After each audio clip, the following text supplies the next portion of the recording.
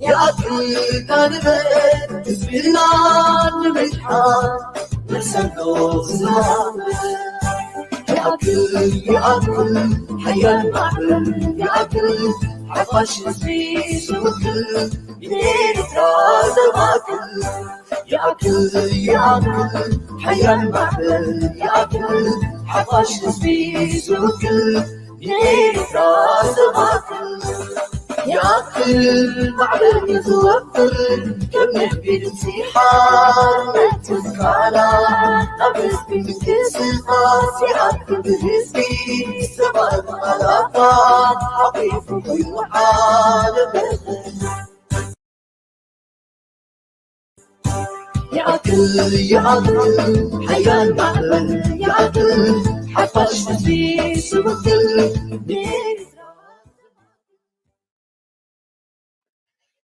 سلام أفتفر علي خرنعات عالم كينكم نمدبات جلوبال يأكل ميديا تكاتاتو لزلهم كوبرا سمعتنا ناي لما عنتي مدبنا فليز بلاي متتاو سرعات إسياس أب كنات تجرين صعبيناتون زبل كوينو نزي مدب الزخاء عفنيا ناي جلوبال يأكل أتولو الزودة بزعبازي حوريتا كهبناي لما عنتي تفرالي غازيتنيات هاجرنا كابيرسات غازيتنيا هنوك تخله كاب دهاي تفرالي غازيتنيات هاجرنا هاي ارترا غازيتنيا ساميل بهيوت هنوك تخله كاب دهاي تفرالي غازيتنيات هاجرنا هاي ارترا غازيتنيا ساميل بهيوت هنوك تخله لا حقي هاي تفرالي غازيتنيا كود جبرال كلا هاجرنا هاي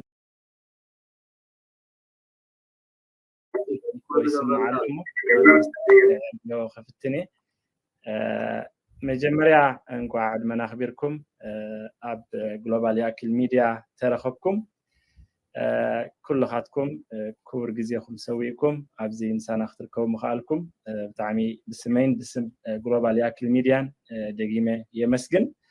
كبرى سمعتنا نايلو معنتي مدبنا بغتتا بتلفزيون اريسات بهاجر تي في كومون بدها ارترا يمحرالف علوي جي مدبني اتولو الزوده وهاب قال عالم لحبي جلوبال ياكل دلكوبه كسيلوم غازيتنياتاتنا غازيتنا هنوك تخله كومون غازيتنا ساميل كبريوت كومون غازيتنا عينتا محتاون حتى حتوي مالتيو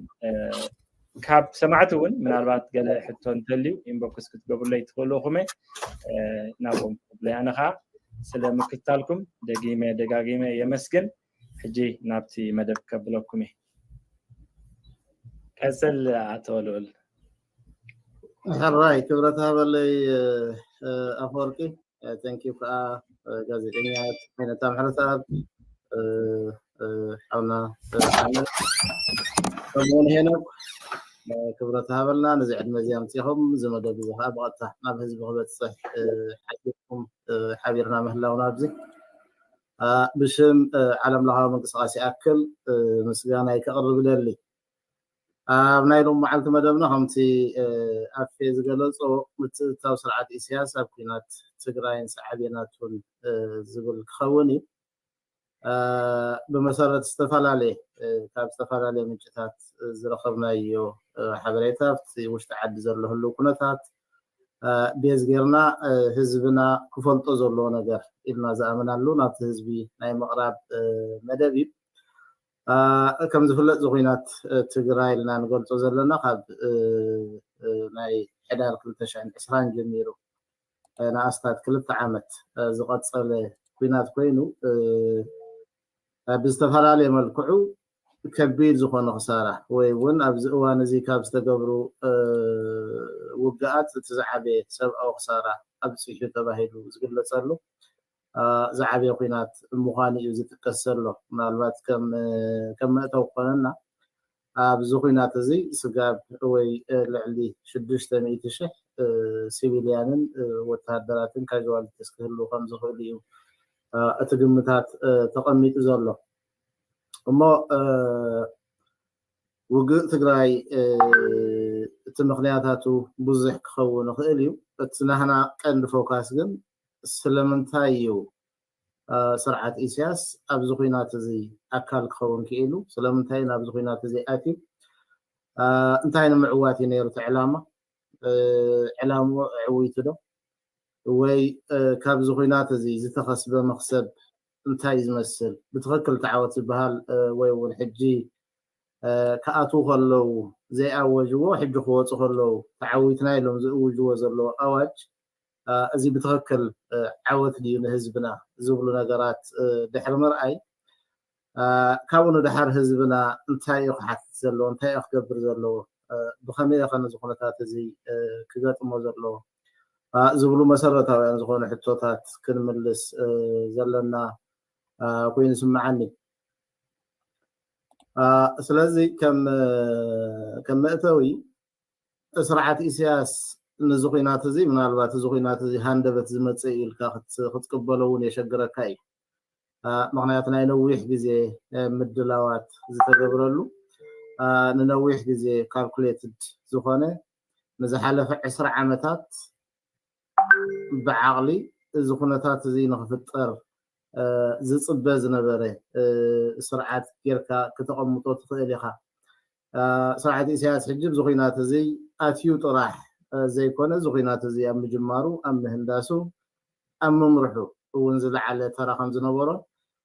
ነዚ ኩናት እዚ ከዓ ስጋብ ናይ ፀጥታ ኣማኻርትን ወታደራዊ ኣዘዝትን ብምውፋር ኣቢሉ ከም ዝመርሑ ኢና ንሪኦ ዘለና ማለት እዩ منتايم تمتنك دا نزخندزي جزيتات تصبيهم أبزي نخاط تزغورو قال روحيتات كهلو قدنتي من الوقت حج حدا خاطهم روحيتات الكات قلطت زكال إذا سرعت زي نزحله عمتات وننوح جزية مستناي هوحات سبهال ودد الدرجة نموال زخدون كتبلو تخيل أبقي من بدلن ويابقي من قرحنتن مسرت زقبره أتصانا نحي تسنيحوه كابزيهم زبقوسو اتناي شعين كعاتين 98 سقاب كل تشح زرعنا يونايدو بكينات حدا مجلس يخوون غيلي بمسرتون سرعة إسياس أب سلام زنبر سرعة يكون انتبه هيدو بتدقاقا مجلسي نملو زوباناون أب استفالالي إوانات بزقينات زي حميسوون كم زنبر إنا نريو مالتي ومخابزيون تبقيسنا أب شعين تعطيني 98 اتنايدو كوينات هقاتيمو السودح رمقت آمو أبو زقاطة مسعرات كأب قليلو تقبلهم بقليلو تيرو وزخيد سعرات كم زي نبر إخا كتقمت تخيل معري زخيد بدرجة ننقس إثيوبيا زتوسد أتحزانا يتدوب وي أتقابرانا يتوع الألجير السبهال أبقون نتغينا نزي مدلوات زي حادث أنكو خينو كم زصالح إنا نريو أبزا حلو في 10 عامتات بوزح نقرات يساري في سرعات حدث أوشت إرتراز سلطنو زنور تقاومت إثيوبيا خم تقاومت تقرايا من سلطان نزي عادنا سلطين كأمو فارن زخدو قدي قلي لاي نبرا كبحالي هو درجة ميدياتات نعملت كم بعد إيسات كم بعد OMN بتسرعات مدات مولا أبوشت إثيوبيا زقورو ناي مولاي صراح قليل كفتقمطو أي تخيل أب تمانغو زقاتمي ناي موت ناي ملس يناون أب وشت إثيوبيا زقاتمي ناي سلطان قافن نزوخناتات زي متشو جراوند خمس فترة كأمة كالي بدحريو ناي أبينا بسلطان المسال معريوهات ناي وعن الجرس بزي كده مخونات تقبلية زبل أكاونا ويون قبول النثن نزوخينات زي حادة فرتايل جراوند وين حبار صلاة فترة لهم كم زخال إلى نريو كابو حليفكا مسؤول تحيز زخيد ناي هو حد كابت زنبرون بوزيشن ملكاغن ناب تغلل تግራይ ገጾም ፎካስ መግባረውን አውሽቲ ኢትዮጵያ فترة ناي بوليتيكا ቁርቁስን ንኢሳያስ ፈርታይል ግራውንድ ዝፈጠረሉ ኩነታት ይልካ ከተቀምጦ ትኽእል ኢኻ ስለዚ ካብዚ ንድሓር ዝኸደ ከይዲ ሕጂ ንዚኣቶም ኣጓሃሂርካ ንዚኣቶም ናብ ግብራውነት ቀይርካ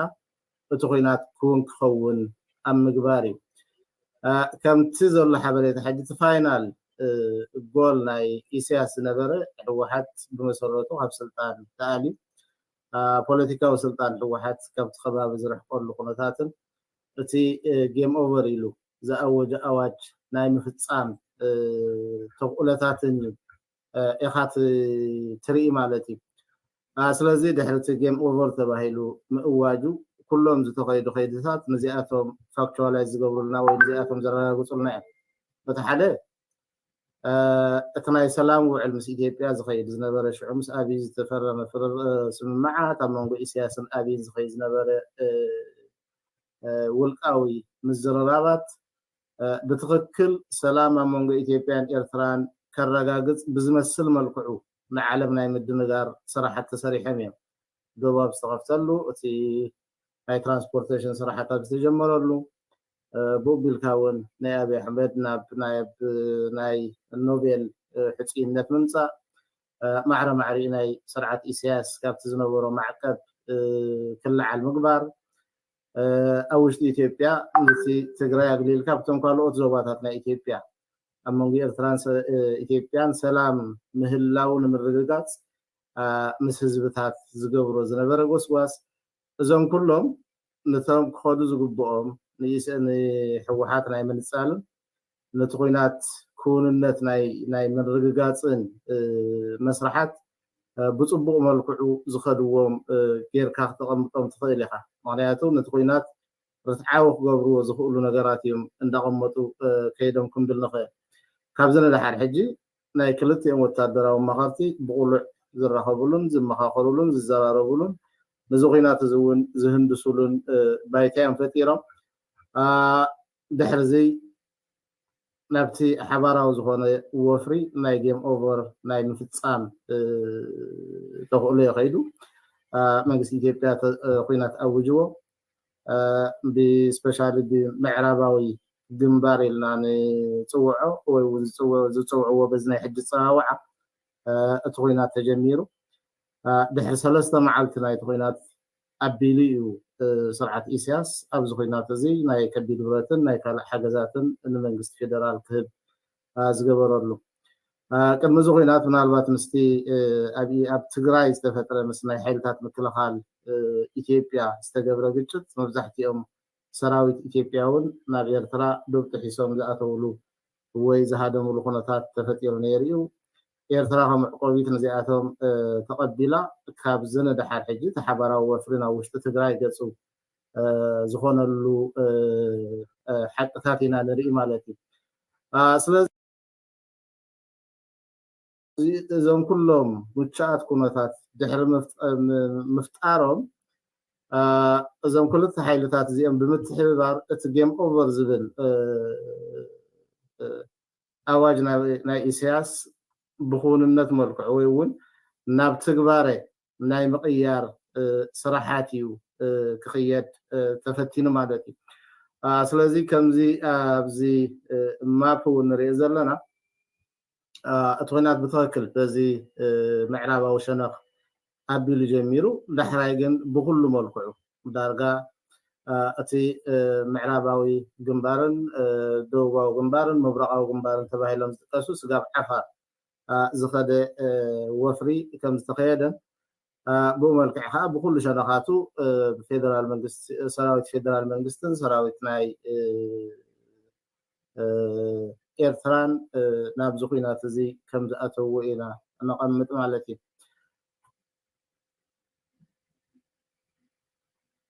እያ ስለዚ እዚኦም ድሕሪ ምባል እሞ ካብዚ ኩናት እዚ እንታይ እዩ ተረኺቡ ወይ እውን ብትክክል እቲ ዝተዓለመ ዕላማ ተሃሪሙ ድዩ ሳዕቤናት ናይዚ ኩናት እንታይ እዩ ዝመስል ዝብል ነገር ምርኣይ ፅቡቅ እዩ ሕጂ ብሰለስቲኡ ሸነኽ ወይ ብሰለስቲኡ ግንባራት ኣብ መጀመርያ ናይ ወርሒ ሓደ ቀዳማይ ሰሙን ወርሒ ሓደ ብሰለስተ ግንባራት ንዝኹነታት እዚ ዝግምግም ዝተፈላለዩ ገምጋማዊ ኣኼባታት ተኻይዱ ነይሩ እዚ ሕጂ እዚ ምዕራብ ኢልና ንፅውዕ ዘለና ብብሪጋዴር ጀነራል ኢዮብ ወይ ሓሊባይ ተባሂሉ ዝፍለጥ መራሒ ናይቲ ግንባር ዝተገብረ ገምጋማዊ ፀብፃብ ነይሩ በቲ ደቡባዊ ግንባር ንብሎ ከዓ ብብሪጋዴር ጀነራል ተክለማንጁስ ዝምራሕ ማለት እዩ በቲ ናይ ምብራቅ ብሪጋዴር ጀነራል አብርሃም ወይ ከዓ ሕፋን ተባሂሉ ዝፍለጥ በዞም ሰለስተ መራሕቲ እዚኦም ተመሪሑ ብዓቢ ብናይ ምክልኻል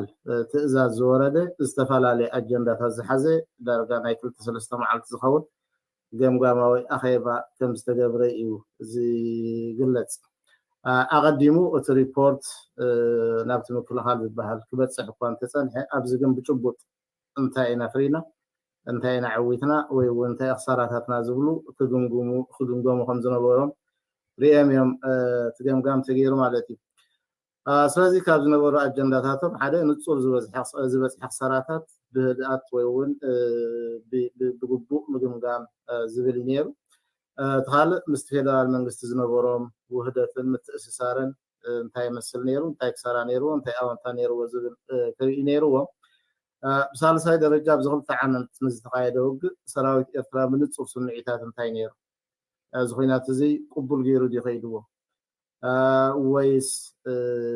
ብካልእ መልክዑ ዝግለጽ ነገር ኣለዎ እዩ ዝብል ክርእይዎ ነይሩዎም ካብ ሓሊፉ ምናልባት ኣብ ዝተፈላለየ ኣጋጣሚታት ብናይ ስለያዊ መልክዕ ይኹን በቲ ናይ ግንባራት ስለያ ይኹን ዝተወስዱ ስጉምታት እሞ ዘብፅሕዎ ክሳራታት እንድሕር ኣሎ እዚታት ናይ ምርኣይ ገምጋማዊ ኣኼባ ነይሩ እዘን መጨረሻ ከዓ ብሎጂስቲካዊ መልክዑ እንታይ ጉድለት ነይሩ እንታይ ሓያልነት ነይሩዎ ዝብሉ እዚኣቶም ንምርኣይ እቲ ገምጋማዊ ኣኼባ ናይ ሰለስተ ግንባራት ተኻይዱ ማለት እዩ ስለዚ በቲ ስጋብ ሕጂ በፂሖሞ ዘለዉ ብደረጃ ተስሶም ዝኣመንሉ ማለት እዩ ምናልባት እቲ ክውንነት ካልእ ክኸውን ይኽእል እዩ እቲ ናይ ክብለጠቐን ፍልልያት ክህልዎ ክእል እዩ ግን ስጋብ ሕጂ ብደረጃ ናይ ምክልኻል ተበፂሑ ዘሎ ፀብፃባት ስጋብ 35,000 ዝኸውን ናይ መስዋእቲ ክሳራ ኣጋጢሙ ከም ምዃኑን ስጋብ 49,000 ዝኸውን ናይ ፎኩስን ከቢድን መቁሰልትን መጉዳእትን ከም ዘሎ እዩ እቲ ፀብፃብ ዝሕብር ዘሎ ማለት እዩ ምናልባት ዝቁፅርታት እዚ ሕጂ እሳቶም ብዝኣመንዎ መልክዕ ወይ ብዝበፅሖም ፀብፃብ ክኸውን ይኽእል እዩ ኣቐሚጦሞ ዘለውና እምበር እንተዘይኮይኑ ብዙሕ ግዜ ኣብ ዘጋጠሙና ኩነታት እቲ ናምበር ልዕሊኡ ክኸይድ ከም ዝኽእል ትግምት ኢኻ ማለት እዩ ምናልባት ናይ ዝሓለፈ ናይ ዶብ ኩናት ስጋብ 20,000 ዝብል ካዥዋልቲስ ወይ እውን መስዋእቲ ተገሊፁ እኳ እንተኾነ ብትክክል ንሱ እዩ ንዝብል ነገር ግን ኩሉ ግዜ ሰብ ዝሓተሉ ሕቶ እዩ ሞኒ እቲ ክሳራታት ልዕሊ እዚ ክኸውን ይኽእል ዝብል ግምታት ኣሎ ምናልባት ብመጠን ግንባራት ተቐምጥዎ ከለዎ ሕጂ ኣብቲ ቀዳማይ ዝነበረ ፈተነ ብደረጃ ግንባር ተቐምጥዎ ከለዉ በቲ ናይ ምብራቅ ግንባርን ብናይ ምዕራብ ግንባርን ዝብል ዝለዓለ ክሳራ ከም ዝነበረ እዩ ዝግመት ኣብዚ ናይ ካልኣይ ዙር ከዓ ስፔሻሊ ብደቡባውን ምዕራባውን ሸነኽ እቲ ክሳራታት ይበዝሕ ከም ዝነበረ ይቐምጥዎ ኣለዉ ማለት እዩ ከም ቀንዲ ምክንያታት ዘቐምጥዎ ሕጂ ምናልባት ኣብቲ ቀዳማይ ኩነታት ናይ ሕወሓት ብምብራቕን ብምዕራብን ዝነበሮም ኣተሓዛን ዝፈተንዎ ናይ ምክልኻል ፃዕርን ዝሓየለ ከም ዝነበረ ኣብቲ ካልኣይ ነቲ ካዥዋሊቲስ ንምብዛሕ ጠንቂ ዝኾነ ከዓ ሓደ ናብ በቲ ምዕራብ ሸነኽ ስጋብ ሽረ ዘሎ መስመር ቆሪፅካ ንምእታው ዝተኸየደ ከይዲ ከቢድ ከም ዝነበረ በቲ ናይ ደቡብ ድማ ብበዓል ዓድዋ ናብ ኣክሱም ገፁ ዝኸይድ መስመር ንምቁራፅ ዝተኸየደ ከይዲ እሱ እውን ዝያዳ ክሳራታት ከም ዘብፅሓሎም እቲ ፀብፃባት ዝሕብር ማለት እዩ ካልእ ምስቲ ናይ ፌደራል መንግስቲ ዝነበሮም ምትእስሳር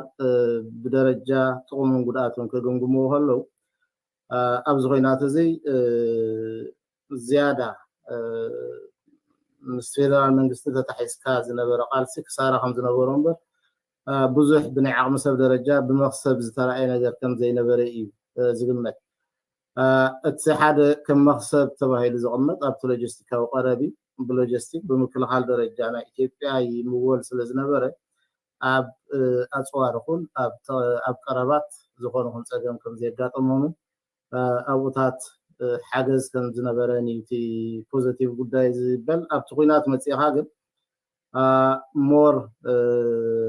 ንኽሳራ ከም ዘቃልዕዎም ዘቐመጥዎ ሓቅታት እዩ ዘሎ ከምዚ ማለት እዩ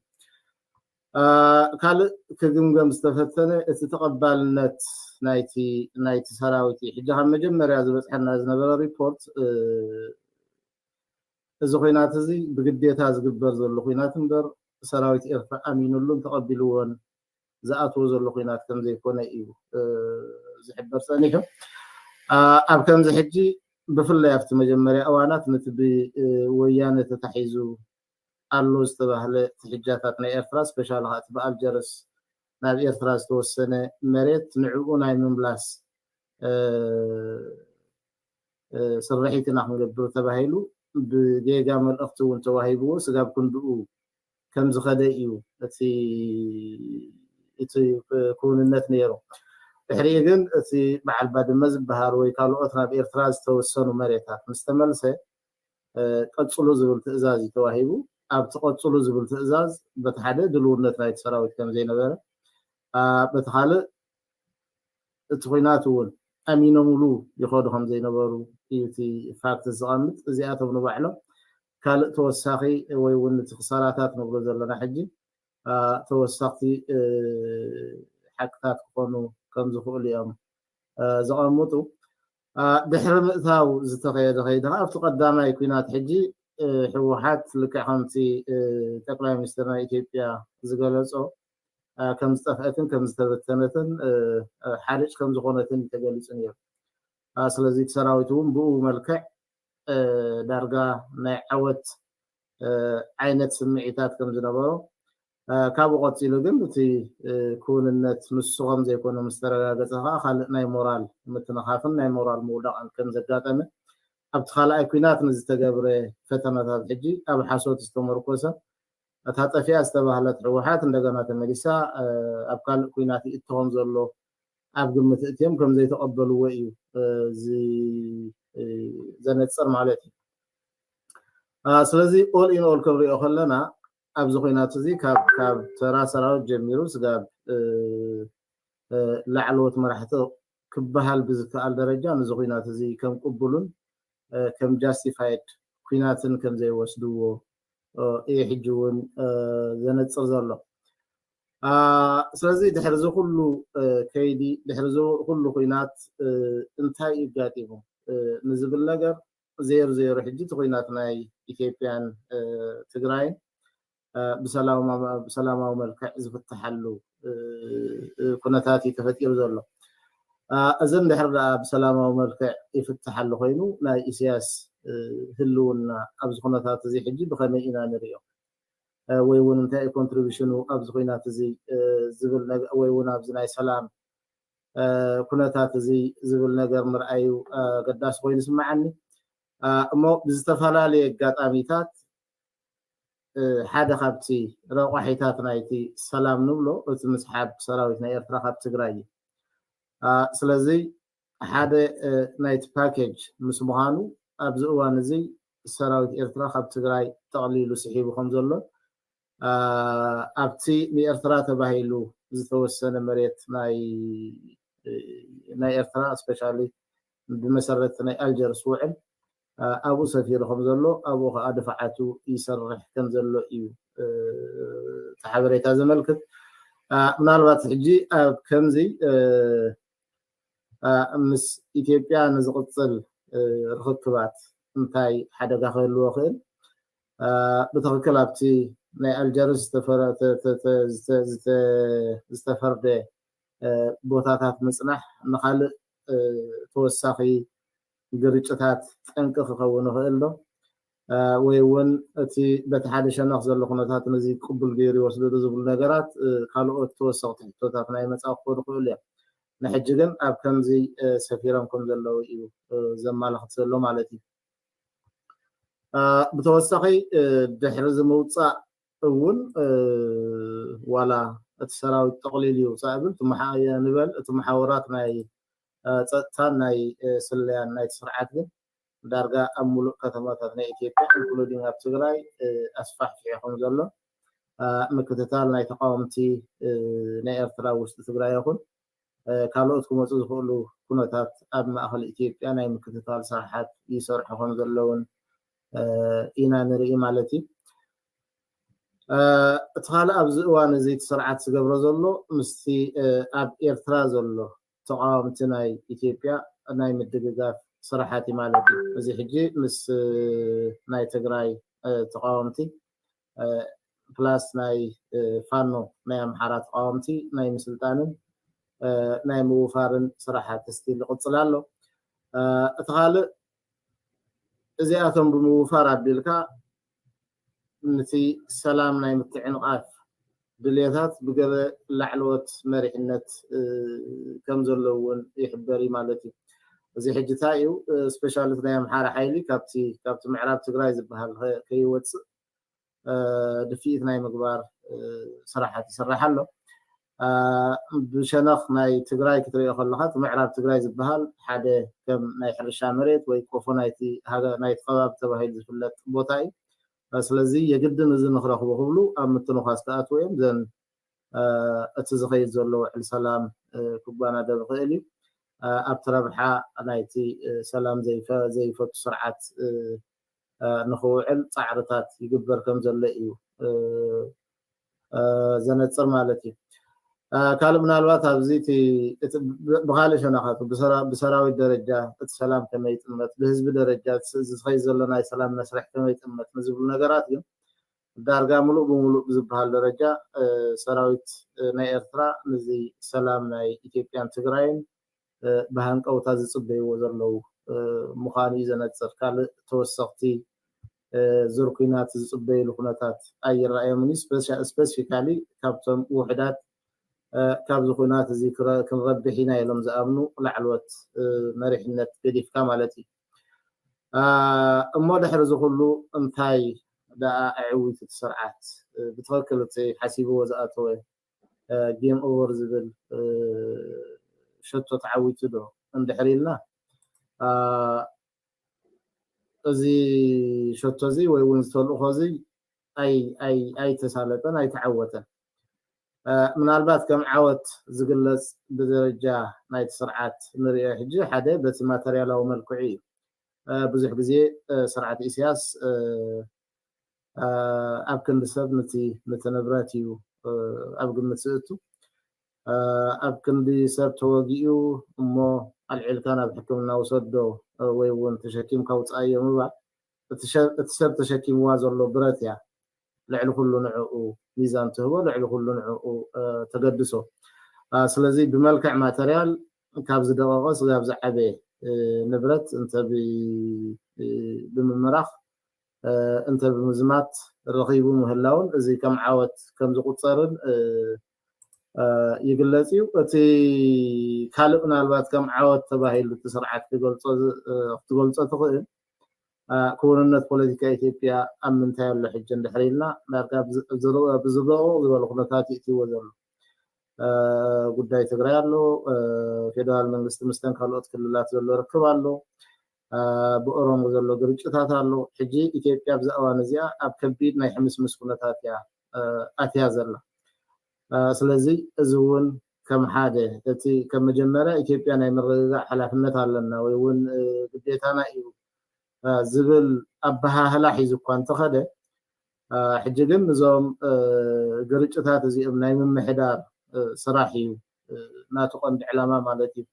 እሞ ፖለቲካዊ ኩነታት ኢትዮጵያ ካብቲ ዝነበሮ ወሪዱ ኣብዚ ደረጃ እዚ ምምፅኡ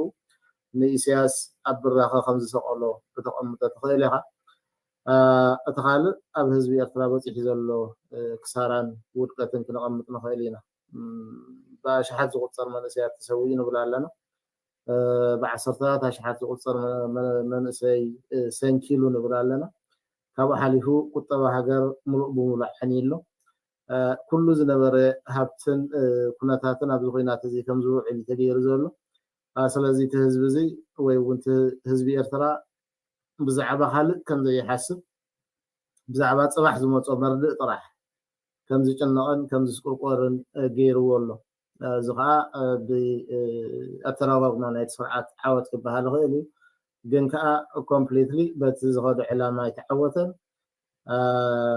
كم سرعة قنع سرعة انت زخون نيرو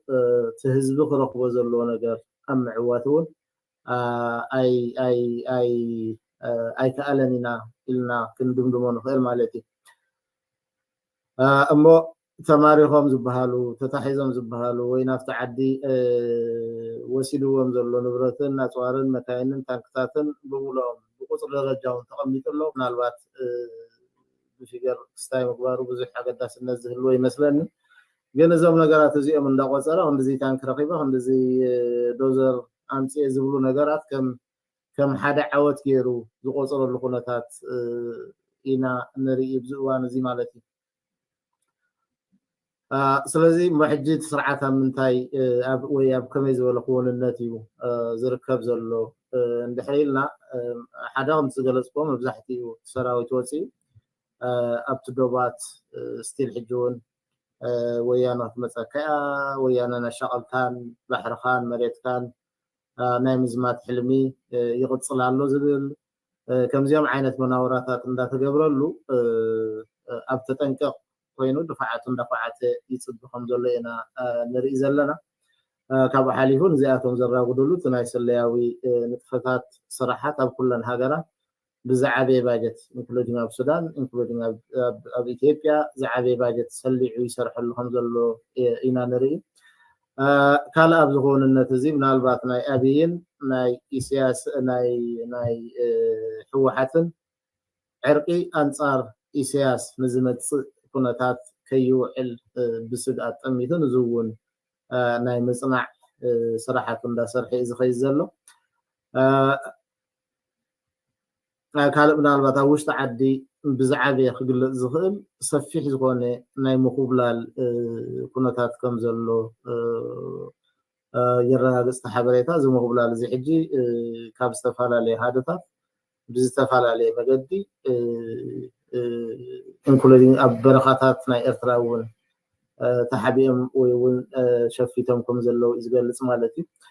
سرعتها زياتهم كم سقات ريون زياتهم زاليو اهادتا تقيمو اب نفسه كف بوتا ناي ارترا اندازوره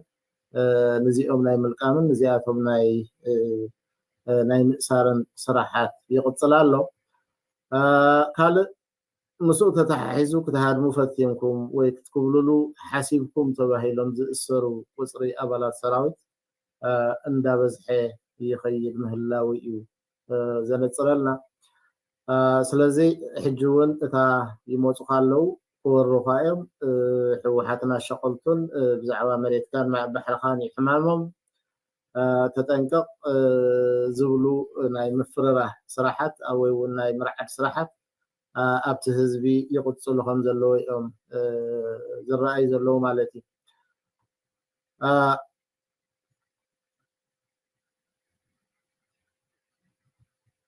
سلازي ازياتهم كوم خوينهم سرعات تماساسالي حجون كال راوند ناي قرچتات كيهلو ابسكاف قنتات كم زلنان كم حزبها نزياتهم ناي مقطام نزياتهم اقدمنا كنسرح لهم زلنا صراحات كنسرح كم زقبانان يتحبريتا ملكت زلو بتحدى كم زغد سكوت عرقي فدرال منغستي إثيوبيان ناي حوحاتن نابي قص يخخيل ابي ستيل تمس اساس زفتونو زمدنا ناي مقصال تندنس دي زلو ويس مس حوحات مزبصي هو زلو مزبصي حيزلو كنتات تتححيزو نابي ارترا قصو وي ونانصار ناي اساس قصو زخدلو تقولتات الله يزبل زي ولا بي ናይ ኤርትራ ውሽጢ ይኹን ዋላ ፖለቲከኛታት ናይ ኢትዮጵያ ይኹን ዝረአ ግምታት ምዃኑ ኢኻ ተቐምጦ ካልእ እቲ ኣብ ውሽጢ ህዝብን መንግስትን ወይ ህዝብን ሰራዊትን ናይ ኤርትራ ኣጋጢሙ ዘሎ ዘይዕግበት መምስኡ ተታሒዙ ዝኸይድ ዘሎ ምኹብላላት እዚ ናብ ነገራዊ ሓይሊ ከይቕየር እሞ ናይ ለውጢ ሓይሊ ከይኸውን ዝብል ስግኣት ተታሒዙ ቀፃሊ ነዚኣቶም ናይ ምብርዓን ስራሓት እዩ ዝኸይድ ዘሎ ካብኡ ሓሊፍና ንሪኦ ካብ ዝተፈላለየ ሃገራት ንኣብነት ካብ ኢትዮጵያ ተቃወምቲ ናብ ኤርትራ ከይሰልኩ ካብ ሱዳን ተቃወምቲ ናይ ኤርትራ ናብ ውሽጢ ሃገር ከይሰልኩ እዚ እውን ብጥብቂ ዝሕልውሉ ኩነታትን ኢንክሉዲንግ ደቂ ዜጋ ደቂ ሱዳን ይኹኑ ደቂ ደቡብ ሱዳን ይኹን ደቂ ኢትዮጵያ ብገንዘብ ቆፂሮም ዘዋፍርሉ ደረጃ በፂሖም ከም ዘለዎ ኢና ንሪኦ ዘለና ምናልባት ዝዓበየ ስግኣት ከዓ እቲ ሕቶ ባሕሪ ናይ ኢትዮጵያ ኣብ ኤርትራ ዝብል ኩነታት ኣብይ ምስ በፂሕዎ ዘሎ ፖለቲካዊ ቅልውላው ወይ ፖለቲካዊ ክሳራ ነዚ እውን ከም ሓደ መጣልዒ ካርታ ከይጥቀመሉ ዝብል ስግኣታት ኣለው እዞም ኩሎም እዚኦም ደሚርና ሕጂ ከም ህዝብን ከም ደለይቲ ፍትሕን ንሕና እንታይ ኢና ክንገብር ዘለና እተ ውሽጢ ዓዲ ዘሎ ደላይ ፍትሒ እንታይ እዩ ዝፅውዕ ዘሎ ዝብሉ ነገራት ምርኣይ ኣገዳስነት ዘለዎም ኮይኑ ይስምዓኒ በቲ ሓደ መዳይ እቲ ህዝቢ ሓታቲ ክኸውን ኣለዎ ዝብል ፃውዒት ኣሎ ሕጂ ስርዓት ኢሳያስ ነዚ ኢቨን ኣብ ውሽጢ ትግራይ ኣቲና ኩናት ጌርና ንዝብል ነገር ነቲ ህዝቢ ንዘይምንጋርን ወይ እውን እዚ መስዋእቲ እዚ ናብ ህዝቢ ንዘይምብፃሕን ዳርጋ ብሚስጥር እዩ ተታሒዙ ዘሎ ስለዚ ህዝብና መዓስ መርድእ ክሰምዕ ብሃንቀውታ ዝፅበየሉ ዘሎ ወይ እውን ብሻቁሎስ ዝፅበየሉ ዘሎ ኩነታት እዩ ዘሎ እሞ እቲ ስርዓት ንዝበፂሑ ዘሎ ክሳራ ተሓታቲ ክኸውን ከም ዘለዎ ናይ ምግባር ሓላፍነት ኣለዎ ህዝብና ኣብ ከምዚታት ብሓይሊ ክስራሕ ኣለዎ ክንቀሳቀስ ኣለዎ ስለመሰሉ ስለ ህላውነት ደቁ ንምርግጋፅ ክሓትት ኣለዎ ዝብል ጠለብ ኣሎ ካልእ እቲ ኣብ ኢትዮጵያ ኣብ ውሽጢ ኤርትራ ዝስልጥኑ ዘለዉ ዝተፈላለዩ ሓይልታት ካብ ናይ ምብራቅ ሱዳን ጀሚርካ ስጋብ ናይ ኢትዮጵያ ተቃዋምቲ እዚኣቶም ብቁጠባን ህዝቢ ኤርትራ ብጥምዩ ንዓኣቶም ከዓ ዘይተኣደነ ባጀት ተሰሊዕሎም እዩ ዝስራሕ ዘሎ እዚ ሙሉእ ብሙሉእ ከም ህዝቢ ክንቃወሞን ዝኾነ ሓይሊ ተቃዋሚ ናይ ካልእ ሃገር ካብ ኤርትራ ክወፅእን እቲ ህዝቢ ክጠልብ ከም ዘለዎ ኢና መልእኽቲ ክነሕልፍ ንደልዮ እቲ ካልእ ብሓፈሻ ኣብቲ ኩሉ ህዝብና ንለውጢ ክለዓል ክኽእል ኣለዎ ኩሉ ግዜ ዋጋ እንዳኸፈልካ ኩሉ ግዜ እንዳኸሰርካ ኩሉ ግዜ ኣሜን እንዳበልካ ትነብረሉ ግዜ ክህሉ የብሉን እሞ ኩሉ ሰብ ነዚ ዝበፅሐና ዘሎ በደል ይኣክል ኢሉ ክለዓል ክኽእል ኣለዎ ንለውጢ ክሓትት ክኽእል ኣለዎ ነዚ ስርዓት እዚ ከዓ ኣካውንታብል ዝኾነሉ ኩነታት ክፍጠር ክኽእል ኣለዎ ካብኡ ሓይሉ የሊፉ ሕጂ እቲ ሓይልታት ምክልኻል ይኹን ዋላ ኣብ ካልእ ሴክተራት ናይ መንግስቲ ዝሰርሑ ዘለዉ ደቂ ሃገር ነዚ ኩነታት እዚ ዘብቅዐሉ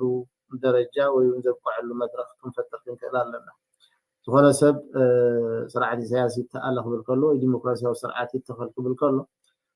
ካብ ውልቃዊ ረብሓ ተበጊሱ ዝገብሮ ቃልሲ ይኮነን ዘሎ እንታይ ደኣ እቲ ህዝቢ ተወፂዑ ስለ ዘሎ እዩ ኣብ ምክልኻል ስጋብ ዝሃለካ ከዓ ህዝብን ሃገርን ናይ ምክልኻል እምበር ነቲ ስርዓት ናይ ምክልኻል ግዴታ ይኮነን ዘለካ ወይ እውን ሃገራዊ ድሕነት ተባሂሉ ህዝብን ሃገርን ናይ ምድሓን እምበር ንሓደ ፖለቲካዊ ፓርቲ ወይ ንሓደ ውልቀ ሰብ ናይ ምድሓን ሓላፍነት ኣይኮነን እቲ ተሸኪምዎ ዘሎ ስልጣን እቲ መንእሰይ ይኹን ተማሃራይ እውን መሰል ኣለዎ ስለመሰሉ ክለዓልን ክሓትትን ክኽእል ኣለዎ ናይ ኩላህና ምትሕጋዝ ናይ ኩላህና ምትሕብባር ከዓ ነቲ ስርዓት ከኣልየሉ ዝኽእል ደረጃ ከብፅሐና ክእል እዩ ምናልባት ናብዚ ኣብ ደገ ዘሎ ህዝብን ናብቲ ደላይ ፍትሒ ዝበሃል ወይ እውን ኣብ ቃልሲ ዘሎ ፖለቲካዊ ውድብ ይኹን ሲቪክ ማሕበር ይኹን ተኻልእ ዝሓልፍ መልእኽቲ ስፔሲፊካሊ ካብ ውሽጢ ዝሰደድዎ መልእኽቲ እዩ ብዝተፈላለየ ርእየተ ዓለም ብዝተፈላለየ ተሓሳስባ ዝተፈላለዩ ውድባትን ማሕበራትን ቆይመና ኣሎ እዚ ተሓሳስባ እዚ ግን ኣብ ውሽጢ ኤርትራ ንኽሰርሕ እምበር ኣብ ዲያስፖራ ንኽሰርሕ ዝተኣመነን ዝተሓንፀፀን ፖለቲካዊ ራእይ ኣይኮነን ስለዚ እዚ ኣብ ውሽጢ ኤርትራ ንኽተተግብር ኢልካ ትቃልስ ስጋብ ዝሃለኻ እቲ ቀዳማይ ክወሃቦ ዝግብኦ ስርዓት ምእላይ እዩ ነዚ ስርዓት ምእላይ ኣብ ዝብል ዋላ ኣብቲ ዝተሓተ ክበሃል ከኣል እዩ ነጥብታት ተሰሚዕኻ ምስቲ ውሽጢ ዘሎ ተደጋጊፍካ ዝግበር ቃልሲ እዩ ናብቲ ለውጢ ዘብፅሐና ስለዚ ብከምዚ ሓቢርኩም ተቃለሱ ዝብል ወይ እውን ሓድነትኩም ኣረጋጊፅኩም ነዚ ስርዓት እዚ ትብድህሉ ባይታ ፍጠሩ ዝብል ብቐፃሊ ዝመፀና መልእኽቲ ማለት እዩ እዚ ዋላ ዓለም ለኻዊ ምንቅስቃስ ይኣክል እውን ነዚ ነገራት እዚ ንምውዳን ተባሂሉ ስፔሲፊካሊ ምስቶም ፖለቲካዊ ሓይልታት ናይ ኤርትራን ናይ ምንቅስቃሳትን ሲቪክ ማሕበራትን በቲ ናይ ፅምዶ መገዲ ዝኸዶ ከይድታት ፀኒሑ እዩ ነዚ ዝያዳ ብምምስጋን ግን ካብኡ ብዝለዓለ መገዲ እቶም ካልኦት ሓይልታት እውን ሓላፍነት ክስምዖም እቲ ካብ ውሽጢ ዝመፅእ መልእኽትታት እውን ተቐባልነት ረኺቡ ነዚ ናይ ምትግባር ስራሓት ክስራሕ እዩ እቲ ጠለብ ዝመፅእ ዘሎ እሞ ኩላህና ብደረጃ ሚድያ ይኹን ብደረጃ ምንቅስቃሳት ይኹን ብደረጃ ውድባት ይኹን እነዚ ኩነታት እዚ ቀዳምነት ሂብና ክንሰርሐሉ ከም ዘለና እዮም ለብኦም ዘሕልፉ ዘለው ብሓፈሻ ትህልው ኩነታት እዚ ይመስል ስለዚ ምናልባት ኣብዚ መሰረት ዝገበረ ካባኻትኩም እውን ክመፅእ ዝኽእል ሕቶታት ስለዝህሉ በብሓደ ንዓቶም እንዳረኣናዮም ይህን እንዳተባሃልና ክንከይድና ክብረት ሃበለ ያ ቴንክ ዩ ኣቶ ልኡል ወሃብ ቃል ዓለም ለኻዊ ምንቅስቃስ ይኣክል መሕጂ I think በጋዜጠኛ ሳሙኤል ገብረ ህይወት ካብ ዳሃይ ኤርትራ ባኻ ክንጅምሪና እሞ ቀፂልኩም ከዓ እንዳኣትኩም ክትሓቱ ትኽእሉ ማለት እዩ ድሕሪ ቀፅል ሳሙኤል حراي سلام كبرات ጋዜጠኛታት ኣሕዋት ሰላም ልኡል ዘውደየኩም ሞና ፎርቂ ያኒ ለይ ነትዕድል ሕማቅ ኣጋጣሚ ኮይኑ ናይ ኢንተርኔት ምቁራፅ ስለ ዘሎ ኣታዊ ወፃእ ክገብረና ፀኒሑ ነይሩ መስለኒ መብዛሕትና እንድዒ ብልክዕ ኩሉ ሰሚዐዮ እንተኮይነ ገለ ዝሓለፈን ንክህሉ ክእል ኣብዚ ዝሃብካዮ መግለፂ ዛርጋ እቲ ዝበዝሐ ሓፋሽ ህዝቢ ክከታተሎ ዝፀንሐ እዩ ኣብ ማሕበራዊ መራኸቢታት ዝነበረ ሓበሬታ ኮይኑ ተሰሚዑኒ ብፍሉይነት ኣብዛ ነጥብ እዚኣ ከተተኩረሉ ዝደለኻ ነገር እንታይ እዩ ምናልባት ክልተ ኣሃዝ ጠቒስካ ኣለካ ናይ ውግኣትን ናይ ስዋኣትን ቁፅሪ እዚ ቁፅሪ ከዓ እቶም ኣዘዝቲ ግንባራት ተራኺቦም ኢዮብ ሓሊባይ ኣብርሃም ዓፋን ከምኡውን ተክለ ማንጁስ ተራኺቦም ኣብ ዝገምገምዎ ገምጋም ዝወፀ ፀብፃብ እዩ ገለ ዝበልካ መሲሉን እሞ ማዕረ ክንደይ ጭቡጥ እዩ ዝኣሃዝ ሓደ ኣሃዝ ናይ ሓንቲ ሃገር ስዋኣትን ውግኣትን ክሰራታት ትነግር ከለካ ከም ወኪል ወሃብ ቃል ዓለም ለኻዊ ኣክል ማዕረ ክንደይ ኮንፊደንት ኢና ፊኻ ነዚ ነገር እዚ ክትነግረሉ ብዛዕባኡ ክትነግረና ثانك يو سامي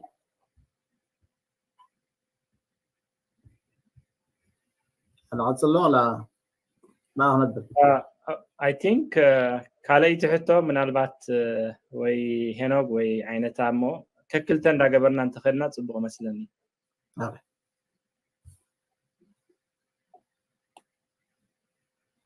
ሓዲኹም ወይ ሄኒ ወይ ካ ዓይነታ ቀፅል ሄኖግ ቀፅል على عندها نبخة عين اوكي هرايمو يغني لي جلوبالي اكل كمون نقول زوده كلهم ጋዜጠኛታት አፈወርቂ አንጋድ መደብ ተዓዘብቲ ይመስግን እዚ ሳሙኤል ዝበሎ ናተይ እውን ሕቶ ነይሩ ግን ሓቲቶ ስለ ዘሎ ሰግሮ ካልእቲ ዕላማ ናይዚ ነገረ መንገዱ ማለት እዚ ፕሬስ ኮንፈረንስ ንባዕሉ ሲ ኣብዚ ሲቹዌሽን እዚ ኣብ ከምዚ ኩነታት ከሎ ገና ዘይተወደአ ነገራት ብዙሕ ነገራት ኣለሞ ኣብ ከምዚ ኩነታት እንኮለና ከምዚ ዓይነት بريس كونفرنس ንምግባር እንታይ ክሕግዘና ይኽእል ኣብቲ ቃልሲ እንታይ ክሕግዝ ይኽእል መሰረቱ ማለት እዩ ከም መጀመሪ እንታይ ይሕግዘና ከም ካልኣይ ድማ እዚ ምንጭታት ተጠቕሶ ዘለኻ ጀካዝ ናይ ስዋኣት ናይ ስንኩላን ቁፅሪ ጥራሕ ዘይኮነስ ብሓፈሻት ምንጭታት ተጠቕሶ ዘለኻ እቲ ናይ ኩናት ምትእታው ዝብልን ካልእ ኪሉ ዝኸይድ ዕሙቕ ዝበለ ሓበሬታታት ተጠቕሶ ዘለኻ ምንጭታት ካበይ ዝብገስ ግድን ዋላ ክትነግረና ጥራሕ ዘይኮነስ ካበይ ዝብገስ ምንጭታት ተኣማንነቱ ዝያዳ መታን ቅቡል ንኽኸውን ከከም ኣድላይነቱ ተትገልፀ ፅቡቅ ነይሩ እቲ ናይ እቶም ሰራዊት ኩነታት ኣብቲ ኩናት እውን ይነግፈረ ከም ዝነበረ ወይ ድማ ይማትኡ ከም ዝነበሩ ነቲ ኩናት ተቐባልነት ከም ዘይነበሮም ክፋል ሰራዊት ከም ዝነበሩ ከዓ ገሊፅካ እሞ ሕጂ ምዚ ሕጂ ዘሎ ኩነታት እንድሕር ኣገናዚብካዮ ሲ ነቲ ወያነ ንምጥፋእ ተባሂሉ ዝተኣተወ ኩናት ሕጂ ወያነ ከዓ ኣብ ማእከላይ መንግስቲ ኢትዮጵያ እዮም ዝርከቡ ዘለዉ ድሓር ክመፅእ ንኸውን እሞ ተወሳኺ ካልእ ስምዒት ፈጢሩ ወይ ክፈጥር ኢልካ ትሓስብ ዶ ሰራዊት ክልቲአን ማለት እዩ ክልተ ገይረ እየን ሪኦታ ያ ቴንክ ዩ ብትክክል እዩ እቲ ከምቲ ሳሙኤል ዝገለጽካዮ ምናልባት ካብቲ እቲ ሓበሬታ ካብ መራኸቢ ብዙሃን ዝተኣከበ ሓበሬታ ኣይኮነን ብጭቡጥ ካብ ውሽጥን ካብ ዝተፈላለዩ ምንጭታትን ዝመፀ ሓበሬታ እዩ ግን ከዓ ግድን ኣብ መራኸቢ ብዙሃን ኣይክህሉን እዩ ዝብል ክስታይ እውን ክንወስድ ኣይንኽእልን ምክንያቱ ምስ ዘሎ ናይ ቴክኖሎጂ ምትእስሳር ሕጂ እቲ ሓበሬታ እውን ቀልጢፉ ወይ ቀዲሙ እኳ ዝወፅእ እዋናት ኣሎ እዚ ሓደ ቅቡል ነገር ምውሳድ የድልየና እቲ ኣሃዝ ክጠቅስ ከለኹ ሕጂ እቲ ካብቲ ዝበልክዎ ናይ ክብን ለጠቕም ኩነታት ክህሉ ክእል እዩ ግን ከዓ ብጭቡጥ በቲ ብግንባራት ደረጃ ተገምጊሙ ኣብዚ ደረጃ እዚ ኢና ንርከብ ተባሂሉ ዝተበፅሐ ሓበሬታ ሕጂ ናይ ሰለስቲኦም ምርኻብ ዘይኮነ ሰለስቲኦም ምስ ኣብ በብግንባሮም ዘለው ካብ ዝለዓሉ ስጋብ ዝተሓቱ ሓለፍትን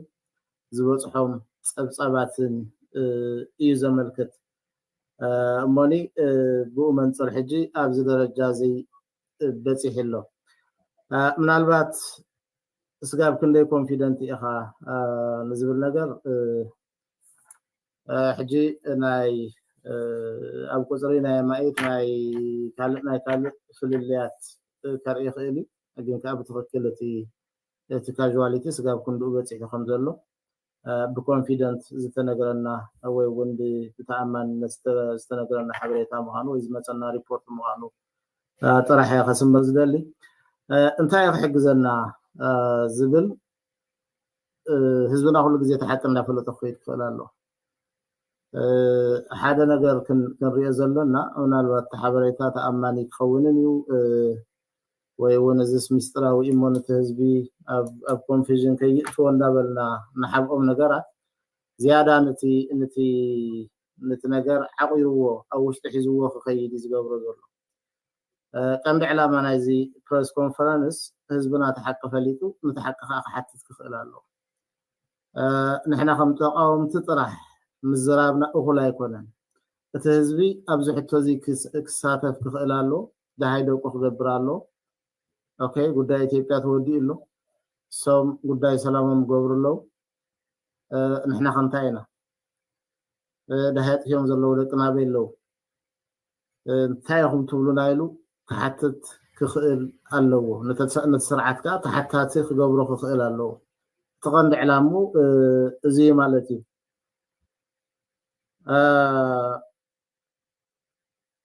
ሕጂ ምናልባት እቶም ምንጭታት መን እዮም እንዝብል ብዝርዝር ክስቶን እዮም ኢልካ ምጥቃስ ምናልባት ነቶም ከምኡ ክገብሩ ዝኽእሉ ኣካላት እውን ኤክስፖዝ ስለዝገብር ብሓፈሻ ካብ ውሽጢ ዓዲ ብዝተፈላለየ ቻነልስ ምስ ናይ ይኣክል ምትሕሓዝ ዘለዎም ኣካላት ኣለው እዚኣቶም ከዓ በቢግዜኡ እቲ تزلهم حبريتا نبانا زبلولو channel አለው በመንጽር ተአከበ حبريታ مخاني نباهم قبل زدلي እትናይ ሰራዊት ኩነታት ካብ መጀመሪያው ካብ ክጅምር ከሎ ትሒዚ እዚ ዝሐበሬታ እዚ ዝመጽእ ነይሩ ምናልባት አሜዲያታት ኢዶም ምሳቡ ተመሳሳል ነገር ዘንጸባርቁ አካላት ወይ ምሩኻት ነይሮም እዮም ቅድምቶም ምሩኻት ምዝራውን ግን እዚ አስጋ መሬትና ክንምልስ ኢና ዝብል ትእዛዝ ተዋሂብዎም ስጋብቲ እዶብ ዝመጽሉ ኩነታት ምስተፈጥረ ካብ እኔኔው ዝመጽእ ኩናት ግን ቅቡል ከም ዘይገበሩ ዝገልጽ ሓበሬታ ካብ መጀመሪ ዝመጸና ነይሩ ሕጅውን እቶም ዘለዎ ሓቅታት ምስዮም ዘረጋግጽ ዘለው ምናልባት ምስቲ ሕጂ ኣብ ፌደራል መንግስቲ ኢትዮጵያ ዝኸይ ዘሎ ኩነታት እንታይ ስምዒታት ተፈጠርነ ዝብል ግን ኣብቲ ስጋብ ሕጂ ዘለና ሓበሬታ ብዛዕባ ሰላም ዳርጋ ሙሉእ ብሙሉእ ብዝበሃል ኣብ መብዛሓ ናይ ሰራዊት ኣካል ቅቡል እዩ ዝገብሮ ወይ እውን ሰላም እዚ ክዕወት እሞ ሰብ ነናብ ጉዳይ ዝኸደሉ ኩነታት ክተዓዓመሉ እዩ ዝጽበ ዘሎ ግን በቲ ስርዓት ብኸምኡ ዲ ዝረአን ዝብል ግን እዚ ኦፖዚት ብዙሓት ሰናሪዮታት ይፈጥራሉ እዞም ሰናሪዮታት እዚኦም ካብ ምናልባት ናብ ካልእ ዝገደዱ ኩነታት ከይወስዱ ስጋኣታት ኣሎ ስቲል ከም ዝገለጽኩልኩም ሰፋሕቲ ዝኾኑ ዘየቋርጹ ግፋታት እዮም ዝኸዱ ዘለው እቲ ናይ ድፋዓትን ካልእ ናይ ምድላው ወይ ናይ ምኹዓት ስራሕቲ ስቲል ይቕጽላሉ እቲ ናይ ውሽጢ ናይ ኢትዮጵያ ተቃወምቲ ወይ ናይ አምሓራ ተቃወምቲ ናይ ምስልጣን ስራሕቲ ስቲል ይቕጽላሉ ምስያቶም አዛሚት ካፍትሪኦ ከለኻ ሰራዊት እንታይ ይኽጽበ ዝኽእል ዝብል ነገር ምሕባሩ ወይ እውን ምንቕቃሑ መስለኒ ሕጂ ካብዚ ንድሓር ንኹይናት ኖሞር ክብል ክኽእል ኣለዎ እንተኽኢሉ ከዓ ኣንጻር ስርዓት ዝለዓለሉ ኩነታት እዩ ክስራሕ ዘለዎ። ቴንክ ዩ